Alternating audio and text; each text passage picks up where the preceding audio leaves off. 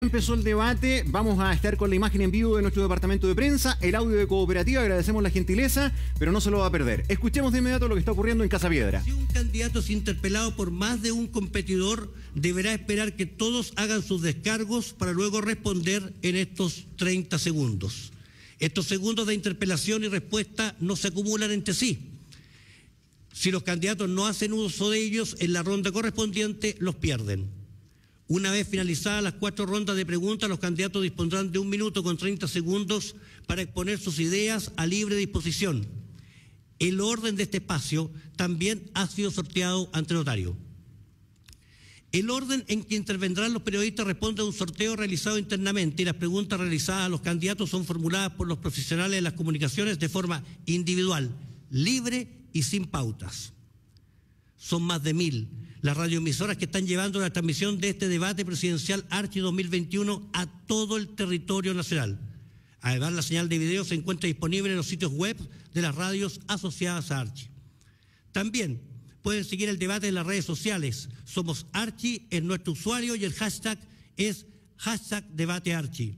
Damos inicio a la primera ronda de preguntas. Comienza el periodista Nicolás Vergara, quien le pregunta al candidato número 1, que es Marco Enrique Ominami.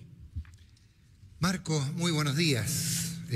Hemos ganado el privilegio de ser quienes primero preguntemos y tú quien primero contestas. Marco, usted fue candidato del 2009, el 2013, el 2017 y ahora el 2021.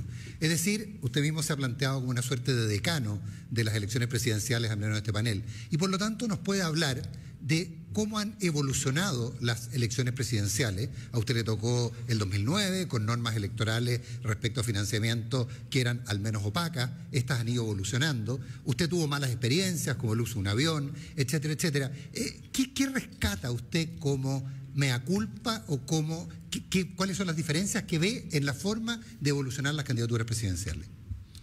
Buenos días a todos y a todas, como decía una amiga mía. Saludo al pueblo de Chile y felicito a la selección solo para decir que nada es imposible. Siempre se pueden dar vuelta a los resultados. En el resultado de ayer, saludo a los que van camino al trabajo y a los que están hoy día dedicados al cuidado, etcétera, etcétera. Nicolás, efectivamente, soy tenaz. Bueno, estamos escuchando parte de lo que es el principio de este debate. Nicolás Vergara le preguntaba a Marco Enrique Ominami, que es el primero en contestar. Esto se hizo por sorteo, pero vamos de inmediato a escuchar también lo que nos tiene para decir Rafael Venegas. Nuestro compañero está en Casa Piedra presenciando también lo que es esta transmisión. Y vamos a seguir con la transmisión entonces en directo respecto de lo que está ocurriendo en el lugar a través de nuestros equipos que están apostados justamente fuera de lo que está ocurriendo. Vamos a escuchar. De la manera más ética que se pueda cumplir en Chile. Y quiero decirle que de lo que no me arrepiento es de seguir peleando con insolencia para el cambio. Tiempo para el candidato Marco Enrique. Ahora le corresponde a la periodista Connie Stipicic preguntarle al candidato Sebastián Sichel. Connie, ¿cómo está? Buenos días. ¿Qué tal? Muy buenos días. Tenemos un error en el formato. Le corresponde a Verónica Franco preguntarle a Sebastián Sichel. Ok. Permiso. Gracias, Connie. Tengo un problema grave entonces porque esa es la pauta que tengo acá. Yo se lo mando. Ya, ok, ya. Ya. Señor Sichel, buenos días. Han sido semanas que desde fuera se ven bien complejas para su candidatura. Hay errores que usted ha reconocido, lo relacionado con el cuarto retiro, esta advertencia o amenaza a sus candidatos, ¿no? La disputa con su condición de independiente, sus críticas a la vieja política y que le ha costado alguna desafección de los parlamentarios del sector. Hay otras situaciones que lo complican por el lado del financiamiento de sus campañas, la parlamentaria del 2009 con recursos de las pesqueras, los cuestionamientos a los aportes que ahora han hecho ejecutivos de las empresas de gas que están siendo investigadas por colusión. ¿Cómo recomponer los apoyos? Por ejemplo, del senador Alvarado en la UDI, que advierte que se van a centrar en la parlamentaria. El diputado Celis de RN, que se declaró en reflexión. ¿Le preocupa la fuga de votos hacia José Antonio Kast? Gracias, Verónica. Primero, un gusto a todos. Muchas gracias por invitarnos a un debate radial, un formato que llega a todos lados. Varias partes de esa conversación. Lo primero, la fuga de votos, que a uno le puede preocupar siempre, son de electores que no voten por uno. Y gran parte de la preocupación que hemos tenido en esta campaña, incluso en la primaria, no era cuántos nos apoyaban, sino cómo logramos que los chilenos entendieran que este proyecto era un proyecto distinto. Y eso logró, en una primaria, obtener una amplia mayoría, incluso sin tener parlamentarios apoyándonos. El problema es que ahora tiene que conseguir que esos parlamentarios y candidatos al Parlamento también lo apoyen. Y así ha pasado. Más del 90% de los parlamentarios de Chile Podemos Más nos están apoyando activamente. Parte importante de nuestro desafío es que ojalá sea la gran mayoría, bien impactante esta lectura, porque ha pasado en todas las elecciones en Chile, que ha habido discos que han apoyado a otros candidatos, y no me parece normal, porque me parece natural dentro del sistema político. Lo que me gustaría es que la gran mayoría de los chilenos terminen apoyando esta candidatura. Okay. ¿La renuncia de Isabel Pla a su comando ayer tiene algo que ver con todo esto? No, para nada. Naturalmente, y lo vamos a contar mañana, lo que decidimos es, para incorporar más a los partidos, que las vocerías de la campaña van a ser institucionales de los partidos, y mañana se va a contar quiénes son los voceros institucionales. O sea, ya va a dejar de ser el candidato independiente, ahora sí va a ser candidato de partido. No, sigo siendo independiente, Verónica. Usted sabe que uno es independiente en la medida que no milita en un partido, y no milito en un partido, y lo que sí quiero es incorporar más a los partidos a la campaña. ¿Está en condiciones de asegurar que no hubo nada ilegítimo, ya que no ilegal, en el financiamiento de 2009? ¿Y por qué entonces renunció su coordinador de campaña ahora?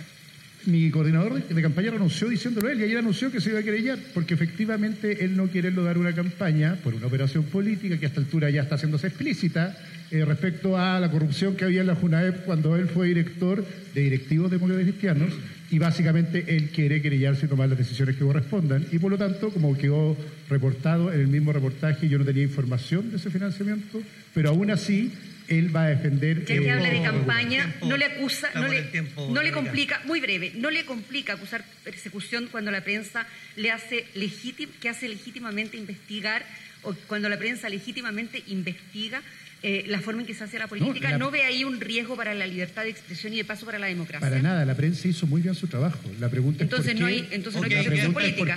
Lo dejamos para otro momento. Se me está preguntando. La pregunta es por qué solo una parte de unos archivos se entregan y quién los entrega. Y yo puedo decirlo explícitamente que son directivos de la JUNAED que han sido querellados por el Consejo de Defensa del Estado por corrupción de la democracia cristiana. Muchas gracias, candidato Sichel. Ahora le corresponde a la periodista Jessica Castañeda. Ahora sí estamos todos de acuerdo.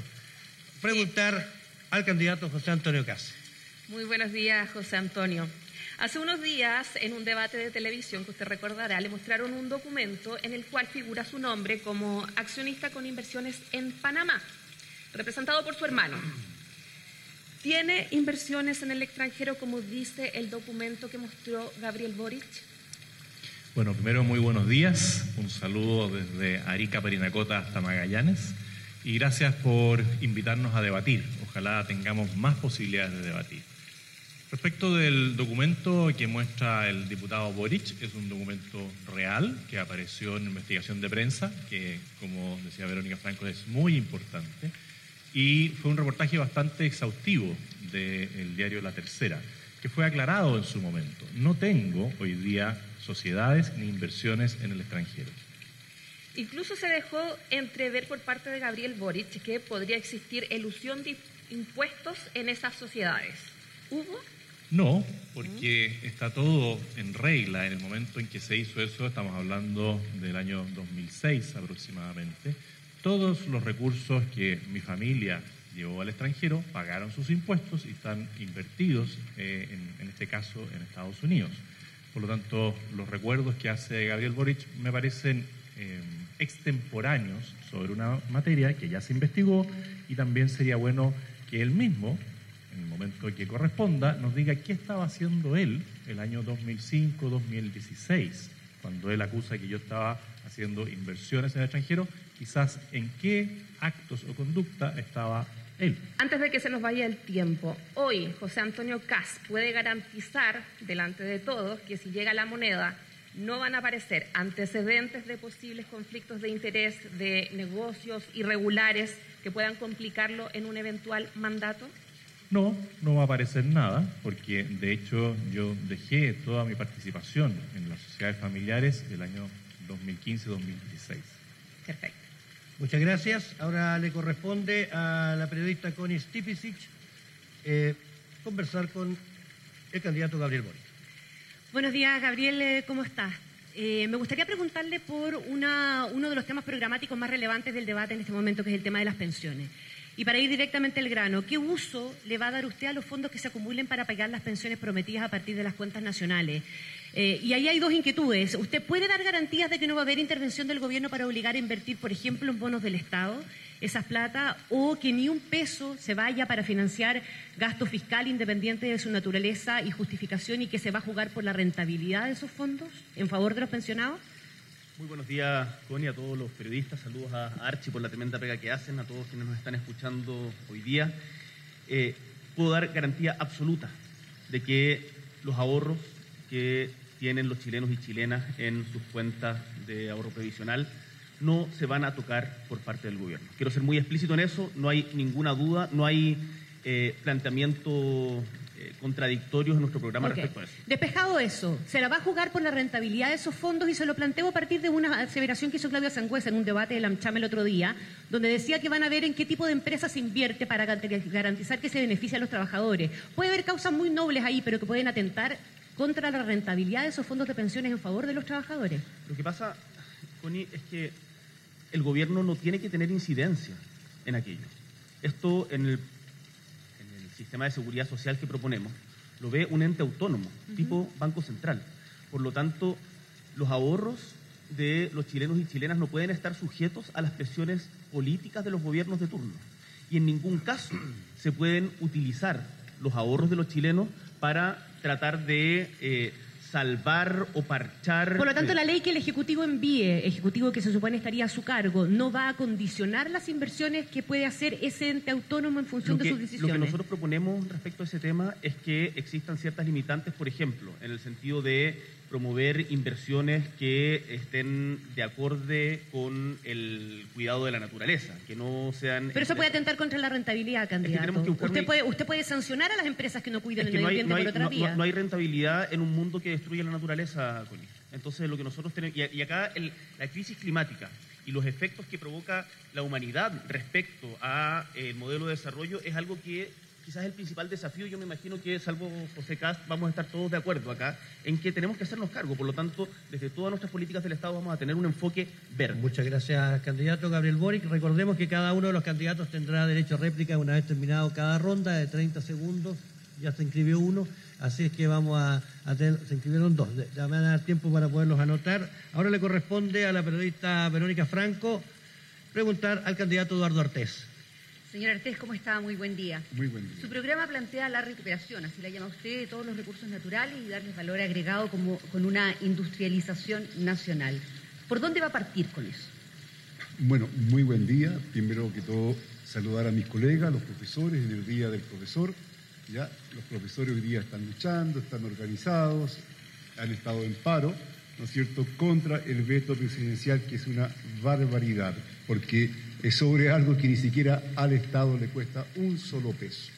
Dicho eso, claramente nosotros entendemos que tenemos que fortalecer el Estado y el Estado no puede seguir sosteniéndose nada más que en tributaciones y eventualmente en endeudamiento. ¿Ya? Tiene que tener fuentes propias para poder acumular los recursos para llevar adelante todas las demandas sociales en educación, salud, vivienda, etc. Entonces nosotros claramente estamos por recuperar el cobre, el litio, la pesca y hacer una efectiva industrialización de los mismos. Eso significa que va a expropiar, no va a comprar, el Estado no va a pagar nada por eso. Se va a analizar en cada caso en su mérito y seguramente, dado la cantidad de letra chica y de recursos que se van por el lado, vamos a encontrar suficiente como para no pagar ni un peso y eso quedar en manos del Estado como corresponde. ¿Cuánto cuesta su programa, señor Artés? Usted comprenderá que estamos en un momento hoy día de una crisis profunda, económica, institucional. Nuestro gobierno y los gobiernos... ¿Tiene monto? Momento. Los gobiernos van a durar, yo creo, en esta pasada no más de 2 años. Tiene que estar en consonancia con la institucionalidad. Por ejemplo, la salud y la educación pública gratuita, ¿cuánto cuesta? Hoy día lo que tenemos que tener un plan de emergencia para enfrentar la emergencia económica e institucional de un sistema que se cae a pedazos. Lo entiendo, pero ¿cuánto cuesta eso? Eso pregúntele a los demás candidatos, ¿sabes por qué? Porque le van a hacer cifras que ninguno va a cumplir. ¿Y usted tiene cifras? Las cifras están planteadas por el propio presupuesto que allí están, que los vamos a readecuar y vamos a ver el tema de la evasión vamos a ver el tema de la Con el corrupción, presupuesto va a porque ser es un suficiente. plan de Muchas emergencia, de emergencia. Muchas gracias, candidato No Artés. es una empresa esto. Muchas gracias, muchas gracias. Ahora le corresponde al periodista Nicolás Vergara preguntar a la candidata Yanna Proboste. Yanna, buenos días. Usted es la única mujer y yo soy el único hombre, así que tenemos otra condición en común. Yanna, usted ha dicho en múltiples oportunidades que no está por nacionalizar los fondos de pensiones, lo ha dicho en prácticamente todos los debates. Sin embargo, hay un proyecto de ley, el boletín 13.493-13, que se denomina Proyecto de Ley que deroga el decreto 3.500 de 1980, nacionaliza los ahorros obligatorios que administran los administradores de fondos de pensiones y traspasa las funciones de la Superintendencia de Pensiones al Instituto de Previsión Social y una serie de otros considerandos. Entonces, si usted no es partidaria de nacionalizar los fondos, ¿por qué no ha retirado su firma de ese proyecto que hoy día está en la Comisión de Constitución del Senado? Bueno, muy buenos días, Nicolás, nuevamente. Agradecer el esfuerzo que hace Archi a lo largo de todo el país de poder transmitir las ideas que cada una de las candidaturas representa. Quiero partir expresando mi más profunda solidaridad con Alejandra Soto, presidenta del sindicato Amanda Jofré, brutalmente golpeada, apuñalada, rociada con benzina y luego prendida a fuego. Creo que basta ya de violencia e intolerancia. Dicho lo anterior, tiene que ver también con el tipo de país en el que nosotros queremos vivir y tenemos que ser capaces de construir pensiones dignas que dejen de lado ya un modelo fracasado de las administradoras de fondos de pensiones. Lo que señala el proyecto de ley que nosotros hemos suscrito mucho antes de ser candidata presidencial. Muchísimo antes. Algunos meses, tampoco muchísimo. Marzo del 20. Y lo que hemos señalado es que queremos derogar el decreto ley 3.500, que es el que dio origen a las administradoras de fondos de pensiones. En ese mismo proyecto se señala que siempre los recursos serán de los trabajadores y trabajadoras, que lo que busca es poder migrar a un sistema de seguridad social con los estándares de la OIT que recoge el aporte de sectores empresariales, de los trabajadores y trabajadoras. Usted afirma, en ese proyecto se afirma que se les entregará un certificado que se denominará Bono de Reconocimiento Nacional Previsional, cuyo monto estará afecto a una rentabilidad garantizada de un 2% anual. La rentabilidad promedio de los fondos de pensiones ha sido del 7%. Bueno, mire, lo que nosotros hemos planteado en nuestro proyecto de ley es precisamente que el esfuerzo, y que nosotros hemos ratificado además en nuestro programa de campaña, es que vamos a tener un verdadero sistema de seguridad social que garantice pensiones con dignidad. Cuando se habla de nacionalizar, Nicolás, ¿sí? Es la posibilidad de traer parte de los fondos de los trabajadores y trabajadoras que están en el extranjero a nuestro país. No dice eso el proyecto. El proyecto de ley no dice eso. Pero usted me está preguntando y yo le estoy respondiendo. Yo le pregunto, no, es que yo tengo el texto del proyecto de ley, está acá, lo podemos leer. Mi pregunta es por qué, si usted no está de acuerdo con este proyecto de ley, porque eso es lo que me está diciendo, no ha retirado su firma. No, lo que le hemos señalado, yo estoy absolutamente de acuerdo en que tenemos que derogar el decreto ley 3.500, el que dio nacionalizar los fondos. A la administradora de fondos de pensiones, que ha sido un fracaso, que es el responsable de entregar pensiones miserables a los trabajadores y trabajadoras. Esa es la protesta de las AFP, pero no se preocupe, no nos distraigamos. Ok, estamos con el tiempo cumplido. No, pero que termine de contestar. Y lo que nosotros hemos señalado es que los recursos van a ser siempre de los trabajadores y trabajadoras. Y no va a retirar la firma. No vamos a retirar la firma, y lo que hemos señalado en nuestro programa de gobierno es que vamos a tener un piso común para todos los mayores de 65 años, al 90% de los mayores de 65 años, que tiene 225.000 pesos de base que se agrega a la pensión que Gracias, candidata. recibe. Muchas gracias. Muchas gracias. Muchas gracias. Ahora le corresponde a la periodista Carolina Urrejola preguntar al candidato José Antonio. Buenos días, José Antonio. Sí, después, ahora estamos por terminar. Esta es la última pregunta del bloque y ahora viene la respuesta. En su programa y en su propuesta por un Chile más verde se encuentran medidas de protección del medio ambiente como definir áreas protegidas, avanzar en energías sustentables o revertir el daño ambiental. Sin embargo, hay algo que llama la atención y me gustaría que aclarara. La siguiente frase: se adoptarán medidas de captura y secuestro de emisiones o cierre de las principales plantas térmicas en el caso de que se valide fehacientemente la postura climática dominante, que hasta ahora no se aprecia, pues se basa en simples correlaciones recientes. ¿Usted cree o no cree en el cambio climático? La emergencia climática es una realidad y hoy día nos vemos afectados en Chile a lo largo de toda nuestra extensión.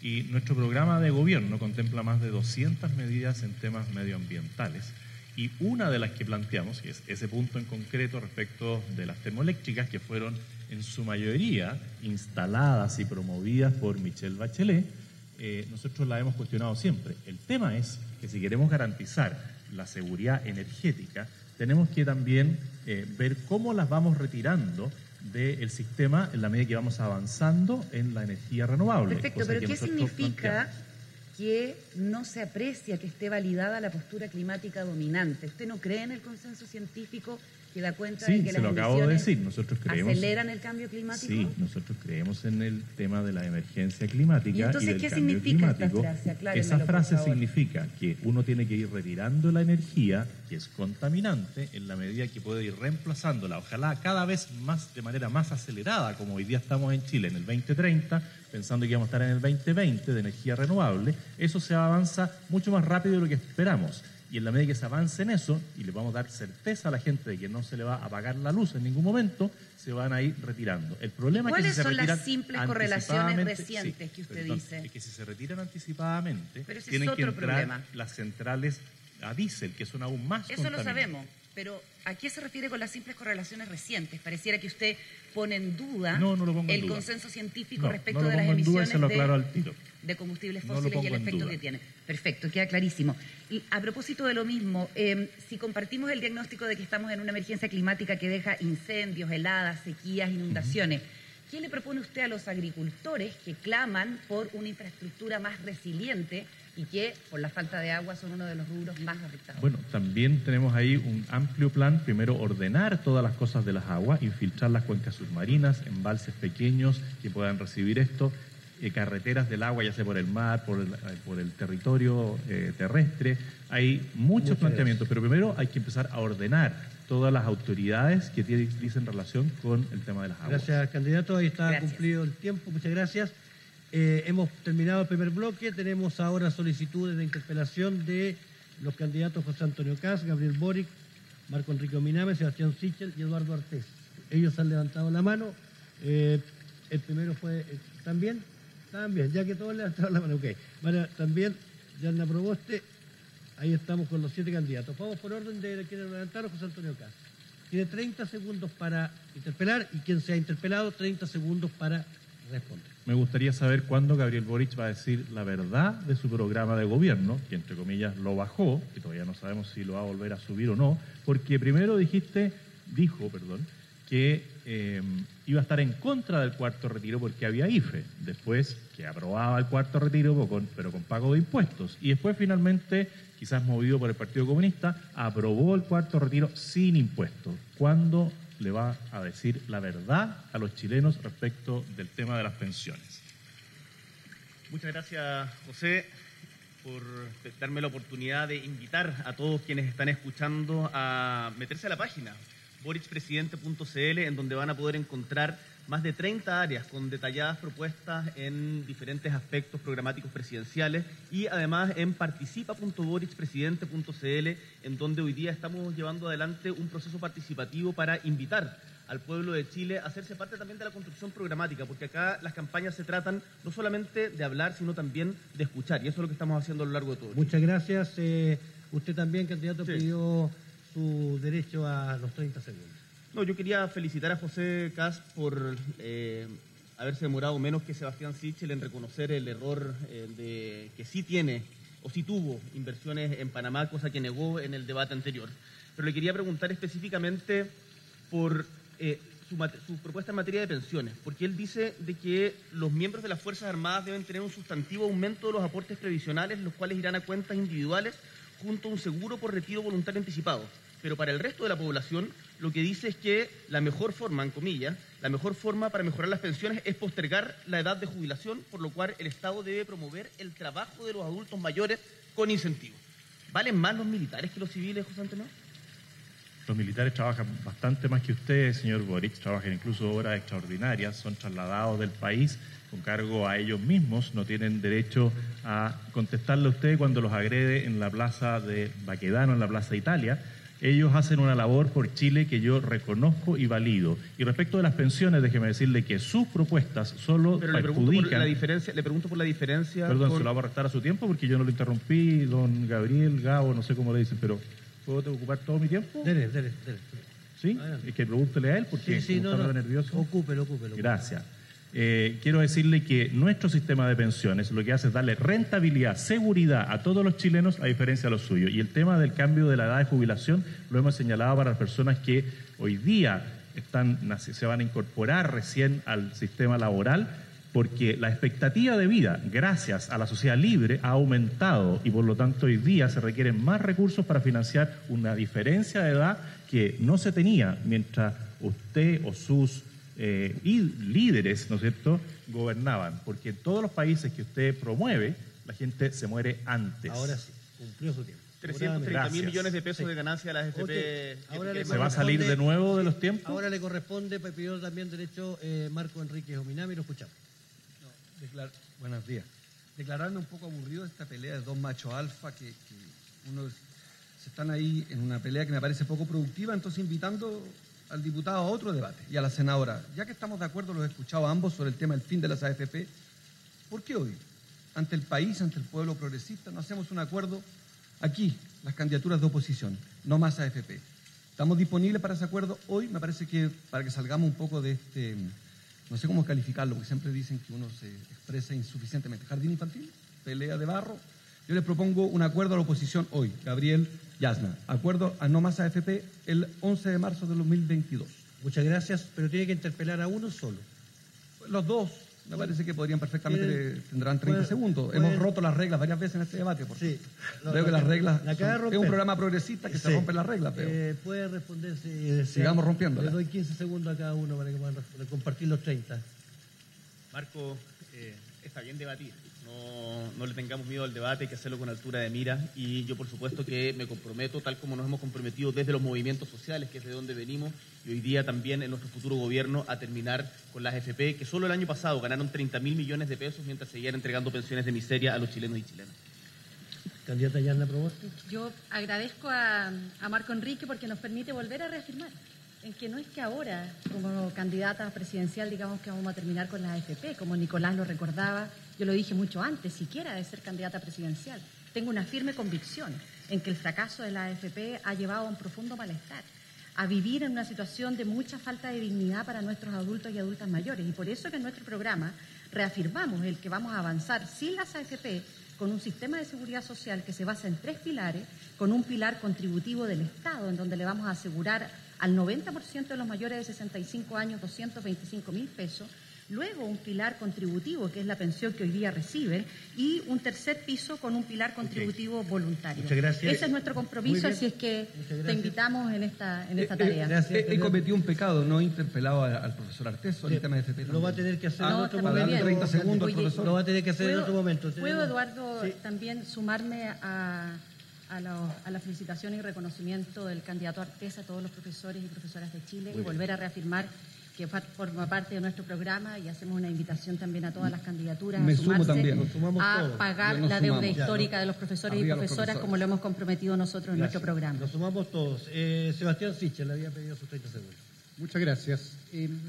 Gabriel, en general tenemos diferencias respecto al sistema de FP profunda.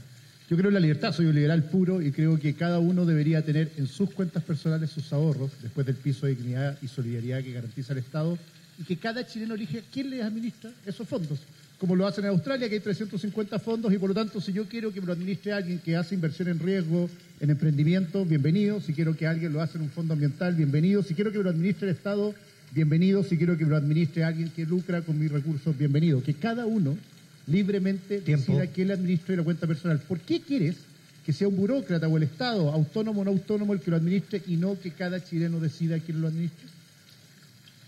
Sebastián, la AFP, como señalaba anteriormente, solo el año pasado, mientras seguían entregando un promedio de pensiones de 288.000 pesos para los hombres y para las mujeres de 204.000 pesos, en que las castigan por realizar los trabajos de cuidado no remunerados, ganaron 330.000 millones de pesos.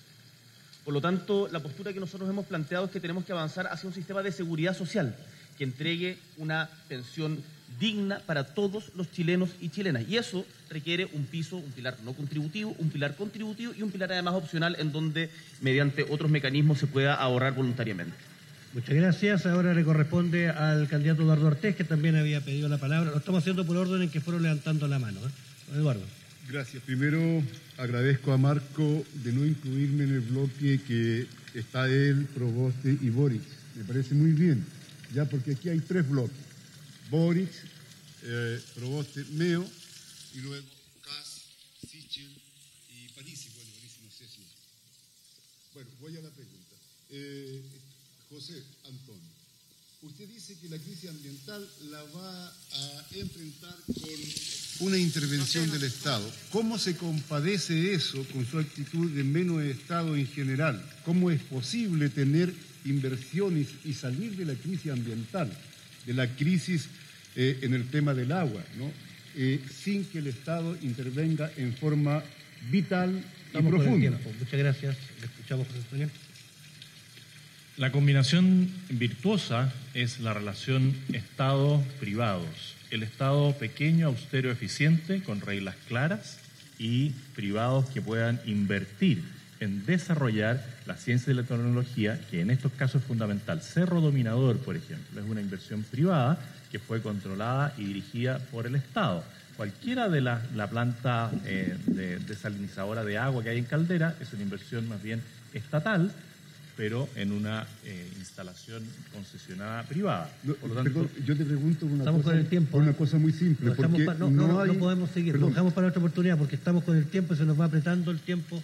Pero sí, como otros lo han hecho, yo también podría hacerlo, ¿no? Puede hacerlo en la próxima intervención, no hay problema, le damos después un par de segundos.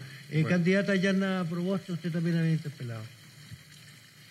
A mí me parece muy importante que nos pudiera el profesor Artés compartirnos cómo, independientemente de los bloques, yo creo que en esto compartimos la necesidad de avanzar en un Chile que nos permita tener mejores pensiones. Entonces, si nos puede comentar, si comparte lo que nosotros hemos planteado, en que esto tiene que ser sin un modelo de administradora de fondos de pensiones.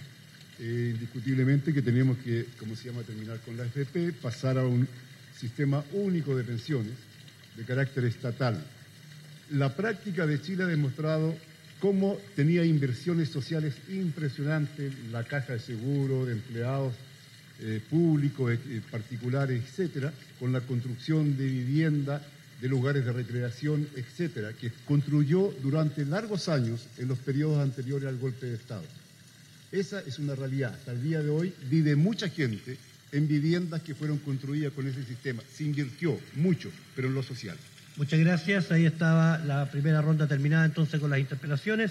Entramos en el segundo bloque de preguntas. Le corresponde a la periodista Carolina Urrejola. Y ahí estamos viendo parte del debate en la Archi de los candidatos presidenciales de 6 de los 7 candidatos, donde las interpelaciones es el foco hasta el momento, lo más polémico, donde el gran tema ha sido el tema de las pensiones, donde podríamos decir que los momentos más álgidos, Max, son cuando Kast le dice a Boric que los militares trabajan más que él, y Marco Enríquez Ominami dice que parecen un jardín infantil, tanto Boric como Kast.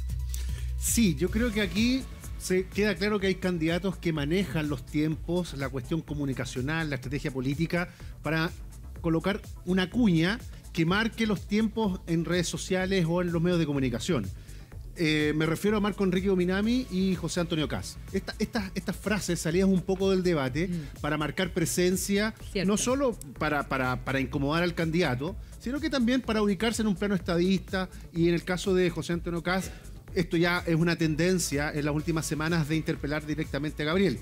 Esto no es solo a través de los debates, sino que también lo hemos visto en las redes sociales. Ahora, naturalmente que ahí hay una perspectiva económica muy, muy clara dentro de los argumentos que tiene José Antonio, cuando le dice, mira, ¿qué pasa con tu programa de gobierno? Un día está arriba, otro está abajo. Entonces, yo creo que ahí hay un problema, en el caso de Gabriel, de no ir al área chica de lo que se refiere en materia económica. Esa ambigüedad que probablemente en el primer debate le sirvió, pero ya con una permanente interpelación, creo que eso no es conveniente para un candidato que está marcando la encuesta. A mi modo de ver, creo que es una estrategia para tratar de no entrar en un área sensible que pueda cometer errores no forzados. Max, perdón, volvamos a escuchar a Sichel para luego escuchar a José Francisco Lagos. Veamos al candidato Sichel. Sigue por sermones, sino se consigue también por la capacidad de un Estado de asegurar estabilidad y gobernabilidad en el futuro. Sebastián, hay empresarios prominentes que han apostado a su candidatura y han colaborado con el financiamiento de la misma, entre ellos ejecutivos de empresas del gas licuado, como decíamos, cuestionados por la Fiscalía Nacional Económica por falta de competencia.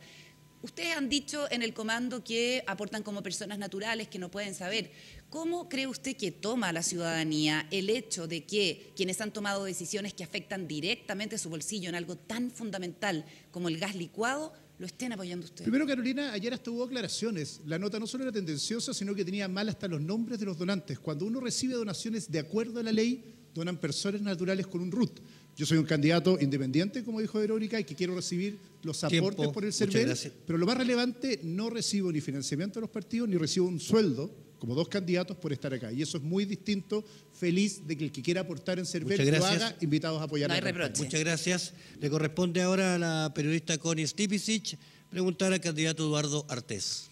Eduardo, ¿cómo está? Muy buen día, bien. Eduardo, usted en su programa de gobierno dice que Chile debiera avanzar en el desarrollo de la energía nuclear. Es interesante, ¿verdad? Es una apuesta interesante en un mundo que pensó en un sentido contrario, particularmente después del desastre de Fukushima.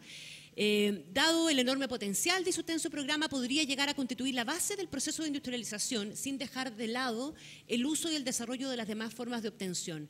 Sería interesante saber qué tipo de inversión sería necesaria para poder contar con la energía nuclear en Chile, dónde ubicaría las centrales en un país que además es altamente sísmico y por lo tanto riesgoso. Mira, lo primero que por principio nadie podría estar para el uso de ningún tipo de energía. Necesitamos nosotros asegurar todo lo que es el tema energético para un país que tiene que volver a ser industrializado, ¿no? Y claramente, una de las menos contaminantes es la energía nuclear. Hoy día existen las condiciones técnicas y científicas para tener energía nuclear muy segura. El problema de los desastres que tú nombras se sucedió fundamentalmente por una concepción de tipo capitalista de no... ¿Y cómo sería una concepción no capitalista de la energía nuclear? De no resguardar suficientemente o no hacer las inversiones. Eso pasó en Chernobyl, cuando ya el socialismo ahí se caía, no había nada más, ¿no? O no era socialismo ya, y lo que pasó en Japón es exactamente lo mismo, porque si eso lo construye unas cuantas cuadras más arriba, ¿no? Ahora bien, hoy día existe un material que no se usa en la energía atómica, para que usted sepa, el uranio, el torio, que es un nuevo, ¿cómo se llama?, ingrediente que se está usando particularmente en empresas atómicas chinas, ¿no? Y está produciendo, y no necesita agua para enfriar, sino que sal. O sea, ese es un tema muy importante. Hoy día, ¿cómo lo podemos hacer? Con un plan desde inversión del Estado y también... ¿De cuánto? Y también con acuerdo a empresas extranjeras.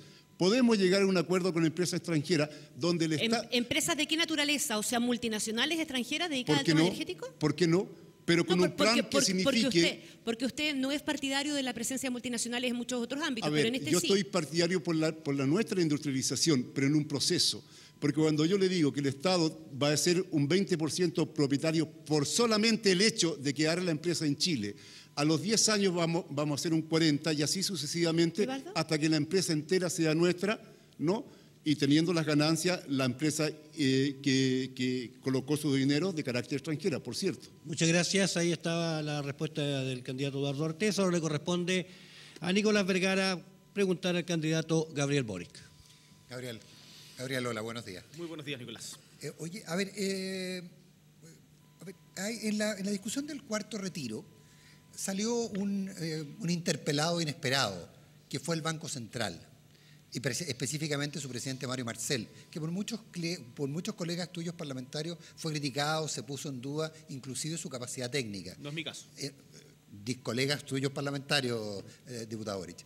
Y lo que ha generado entonces es una discusión sobre el rol del Banco Central. Y hay quienes plantean, inclusive dentro de la Convención Constituyente, pero en el Parlamento y en equipos económicos que supongo son cercanos a su candidatura, como por ejemplo el caso del profesor López, que no es cercano a mi candidatura el profesor López. era el jefe económico de Daniel Jadwe. Daniel Jadwe fue parte de su comando, ¿no? Pero no es parte, Ramón López no es parte de mi comando y no es cercano a mi candidatura, como lo han dado cuenta sus declaraciones en los últimos días. Pero el Partido Comunista con el cual él colaboró no es parte de su... El Partido Comunista es parte de la Alianza Pro Dignidad, por cierto, pero no Ramón López en particular. Y en ese sentido, ¿usted garantiza que la autonomía del Banco Central no será tocado y no valida las críticas que se ha dado, inclusive cuando se ha planteado que el Banco Central está saliendo de su misión al jugar un rol político en plantear las consecuencias macroeconómicas de un cuarto retiro? Hay un viejo dicho que... ¿Magallánico? No es magallánico esta vez, es gringo, y dice, if not broken, don't fix it. Si no está roto, no lo arregles. Y en el caso del Banco Central me parece que ha cumplido de manera adecuada su labor, que es controlar la inflación. Por lo tanto, nosotros vamos a respetar no solamente la autonomía del Banco Central, sino los lineamientos que en ese marco emanen de la Convención Constitucional. ¿Cuál es nuestra propuesta al respecto? Yo confío plenamente en la capacidad técnica del Banco Central. Creo que eventualmente podríamos tener una discusión de si es que, como también planteaba Marco, si no me equivoco en el debate anterior, podría tener algunas otras facultades, por ejemplo, respecto a temas de empleo, como sucede, por ejemplo, en Inglaterra, pero no valido las críticas destempladas que se le han hecho por parte de algunos colegas al presidente del Banco Central, que está cumpliendo su labor, cuyo mandato constitucional es la preocupación por la inflación. ¿Y por qué en su voto por el cuarto retiro no le hizo caso al presidente del Banco Central? Lo que nosotros establecimos en el cuarto retiro es que, dada la situación actual y que todavía sigue habiendo muchas personas que requieren ayuda, como lo hemos podido ver a lo largo y ancho de todo Chile, a una costa de un daño macroeconómico. ¿Perdón? A una costa de un daño macroeconómico como el que describió el presidente del Banco Central. Lo que nosotros hemos establecido es que es necesario atenuar justamente esos costos y por eso nosotros hemos promovido, que fueron declaradas inadmisibles en la Cámara de Diputados, pero no me cabe ninguna duda que se van a reponer en el Senado, propuestas como, por ejemplo, establecer un tope en el retiro para evitar el ingreso de tanto circulante a la economía nacional, para evitar justamente estos efectos macroeconómicos, y además un impuesto a las personas más ricas, aquellos que ganen más de 2,6 millones de pesos mensuales, para que, por lo tanto, el retiro pase a constituir renta y, por lo tanto, entre dentro de los cálculos del impuesto global complementario. Con el Banco Central uno tiene que tener lo que dice no es dogma. Nosotros tenemos que tener... De acuerdo. ¿Y usted es partidario que los consejeros del Banco Central pueden ser acusados constitucionalmente por decisiones que tomen? Se nos va el tiempo. No, yo no soy partidario de eso. Muy bien, muchas gracias. Le voy a pedir a los periodistas que sean lo más concisos posible dentro de los 30 segundos con las preguntas, para que no se nos vaya arrancando el tiempo, que ya se nos ha ido bastante ya. Le corresponde a la periodista Jessica Castañeda consultar a Yasna Proboste. Buenos días. Buenos días, Jessica. Yasna. Imposible no preguntarle por una publicación que aparece hoy en el diario La Tercera. Se titula El millonario juicio que Contraloría mantiene contra el esposo de Proboste por licitación de Junaef. En el detalle dice, el 21 de marzo del 2017, la Contraloría General de la República presentó una demanda en contra del ex coordinador de compras y contratos de la Junaef. Uno de ellos es su esposo, Mauricio Olanié, quien además, dice, es esposo de la candidata. La acción fue interpuesta ante el Tribunal de Cuentas del organismo y exige a ambos funcionarios involucrados que restituyan más de 859 millones de pesos. Quiero saber si estaba en conocimiento de esta información y cómo les afecta a su candidatura presidencial. Bueno, muchísimas gracias por esta información. Es bien curioso, la candidata soy yo, no mi marido. Me imagino que, y debo suponer que fueron a buscar a los paraísos fiscales, no encontraron nada, fueron a buscar a un financiamiento ilegal de la campaña, no encontraron nada. Y bueno, estas son cosas que solo se explican por el clima de crispación, de polarización de la campaña. Yo estaba en conocimiento de esta situación, mi marido trabajó durante 7 meses en la Junta Nacional de Auxilio Escolar y Beca, no fue director, no fue jefe, no tomaba las decisiones. ¿Qué cargo tenía? Era un coordinador, era un funcionario a contrata. Esta decisión además se tomó en febrero del año 2017. Él estaba haciendo uso de su feriado legal desde el 2 hasta el 27, no estaba ni siquiera en la zona. Y me parece muy importante, y fíjese que yo agradezco el que haya surgido esta publicación, primero porque espero, así como tantos chilenos y chilenas, en donde estos largos juicios se extienden. Acá ni siquiera ha habido una sentencia de primera instancia, se han suspendido, producto de la pandemia y anteriormente también, la posibilidad de que se puedan presentar a los testigos. Entonces, espero que con esta publicidad, independientemente de que... ¿Le pega a su candidatura? No, ¿Afecta? mire, no, yo creo que muy por el contrario, porque uno se pregunta también, Jessica, si las mujeres tenemos que responder por los actos de otros, de nuestros maridos.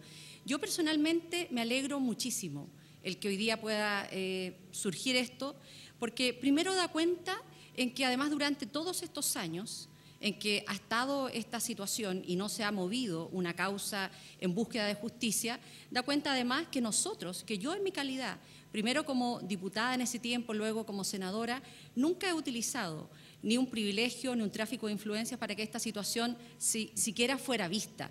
Él ni siquiera ha podido presentar sus testigos, no ha habido fallo en primera instancia. Espero que esto sirva también para acelerar muchas causas que están no solo en un tribunal, que es una causa civil por lo demás, en el Tribunal de Cuentas de la Contraloría o en los tribunales de justicia. Pero insisto, la candidata soy yo, entonces seguramente fueron a los paraísos fiscales a buscar algo, no encontraron nada y encuentran lo de... Gracias, le corresponde a la periodista. Escuchamos entonces las respuestas de Yasna Proboste respecto a esta información que se conoce esta mañana sobre su marido. Y en este caso ella justifica y dice, no tienen en el fondo por qué encontrarme o no han encontrado nada más, y entonces van a interpelar una situación que justifica además, dice que su marido no estaba, que estaba de vacaciones, que no tomaba las decisiones.